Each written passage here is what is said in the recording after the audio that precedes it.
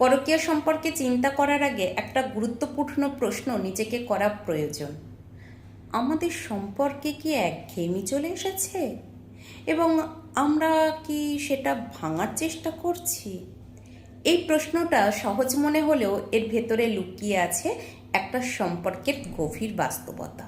কারণ বেশিরভাগ দীর্ঘমেয়াদী সম্পর্কে একসময় না একসময় একঘেয়েমি আসতেই পারে, কিন্তু সেই একঘেয়েমি কিভাবে সামলানো হচ্ছে সেটাই নির্ধারণ করে সম্পর্কের ভবিষ্যৎ। একটি সম্পর্কের শুরুতে সব কিছুই নতুন লাগে। কথা, সময় কাটানো, ছোট ছোট মুহূর্ত, সব কিছুতেই থাকে উত্তেজনা ও আগ্রহ। কিন্তু সময়ের সাথে সাথে সেই নতুনত্ব কমে যায়, দায়িত্ব বাড়ে, বাস্তবতা বাড়ে এবং সম্পর্ক ধীরে ধীরে একটা অভ্যাসে পরিণত হয়। এই পরিবর্তনটা স্বাভাবিক, কিন্তু অনেকেই এটাকে ভুলভাবে বোঝে। তারা ভাবে আমাদের ভালোবাসা হয়তো আর আগের মতো নেই, অথচ বাস্তবে ভালোবাসা বদলেছে, কমে যায়নি। এই জায়গাতেই একঘেয়েমি ঢুকে পড়ে। প্রতিদিন একই রুটিন, একই ধরনের কথা, একই জীবনযাপন, এই সব কিছু মিলে সম্পর্কটাকে কিছুটা নিস্তেজ করে দিতে পারে। তখন একজন মানুষ মনে করতে পারে তার জীবনে কিছু একটা মিসিং আছে।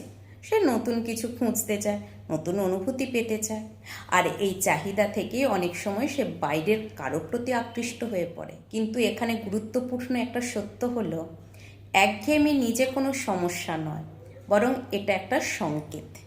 এটা জানায় যে সম্পর্কটাতে নতুন কিছু যোগ করার প্রয়োজন আছে। যদি এই সংকেতকে বুঝে নেওয়া যায় তাহলে সম্পর্ককে নতুন করে প্রাণবন্ত করা সম্ভব। কিন্তু যদি এটাকে উপেক্ষা করা হয় বা ভুলভাবে ব্যাখ্যা করা হয়, তখনই সমস্যা শুরু হয়। অনেক সময় মানুষ ভাবে নতুন কারোর সাথে থাকলেই হয়তো আবার সেই উত্তেজনা ফিরে আসবে। সত্যি বলতে, নতুন সম্পর্কের শুরুতে যে আকর্ষণ ও উত্তেজনা থাকে তা অনেকটাই নতুনত্বের প্রভাব। কিন্তু সময়ের সাথে সাথে সেই সম্পর্কেও একই ধরনের একঘেয়েমি আসতে পারে। তাই সমস্যা নতুন মানুষ নয়, বরং আমাদের দৃষ্টিভঙ্গি ও প্রচেষ্টার অভাব। প্রশ্নটা হলো, আমরা কি সত্যি আমাদের সম্পর্কটাকে বাঁচিয়ে রাখার জন্য চেষ্টা করছি?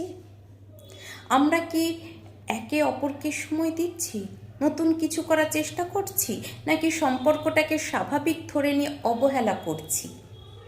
অনেক সময় আমরা ভাবি এটা তো থাকবেই, এই ভেবে আমরা আর যত্ন নিই না। অথচ একটি সম্পর্ক গাছের মতো, যত্ন না নিলে তা শুকিয়ে যায়। একঘেয়েমি ভাঙার জন্য খুব বড় কিছু করার প্রয়োজন নেই। ছোট ছোট পরিবর্তনই অনেক সময় বড় প্রভাব ফেলে। যেমন একসাথে নতুন কোথাও ঘুরতে যাওয়া, পুরানো স্মৃতিগুলো নিয়ে কথা বলা, একে অপরকে ছোট ছোট সারপ্রাইজ দেওয়া, বা শুধু মন দিয়ে কথা শোনা।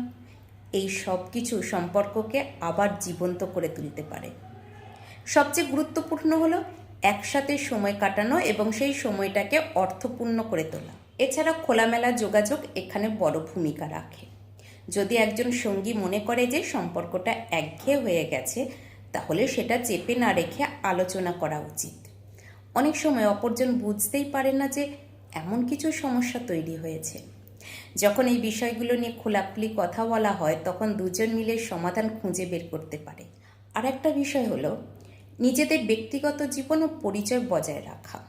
অনেক সময় মানুষ পুরোপুরি সম্পর্কের ওপর নির্ভরশীল হয়ে পড়ে, যার ফলে তার নিজের আগ্রহ, শখ বা ব্যক্তিগত উন্নতি থেমে যায়। এতে সম্পর্কটাও একঘেয়েমি হয়ে ওঠে।